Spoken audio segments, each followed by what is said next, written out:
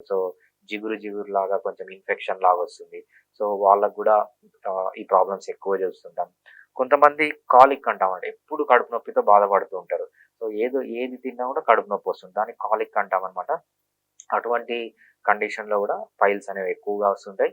Next pregnancy. Pregnancy అంటే ఏంటి? కడుపులో బిడ్డ పెరగడం. బిడ్డ పెరిగినప్పుడు ఏమవుతుంది? ఎక్కడైతే ఈ వీన్స్ ఉంటాయో, ఆ వీన్స్ పైన ప్రెషర్ పడుతుంది. ఆ వీన్స్‌లోంచి బ్లడ్ రివర్స్ రావడం అనేది కష్టమవుతుందనమాట. అప్పుడు గూడా ప్రెగ్నెన్సీలో గూడా మనము కామన్‌గా పైల్స్ అనేవి చూస్తుంటాం. ఎంటరైటిస్ అంటామనమాట. అంటే గ్యాస్ట్రిక్ ఇన్ఫెక్షన్స్ ఏవన్నా ఉన్నా, కొంతమందికి ఎప్పుడు లూజ్ మోషన్స్, వామిటింగ్స్, బయట ఫుడ్ తినడం చేస్తూ ఉంటారు. సో, కంటిన్యూస్‌గా జిఐ ట్రాక్ట్ అనేది ఇన్ఫెక్షన్ ఉంటుందనమాట. వాళ్ళల్లో గూడా మనము ఈ పైల్స్ అనేవి ఎక్కువగా చూస్తుంటాం. ఒక్కొక్కసారి ఏమవుతుందంటే సీఏ రెక్టమ్ అంటే ఈ యానల్ కెనాల్‌లో గాని, రెక్టమ్‌లో గాని ఏవన్నా క్యాన్సర్స్ వస్తే, ఆ క్యాన్సర్స్ ద్వారా గూడా ఈ పైల్స్ అనేవి వస్తూ ఉంటాయి. ఇది చాలా ఇంపార్టెంట్ విషయం అన్నమాట.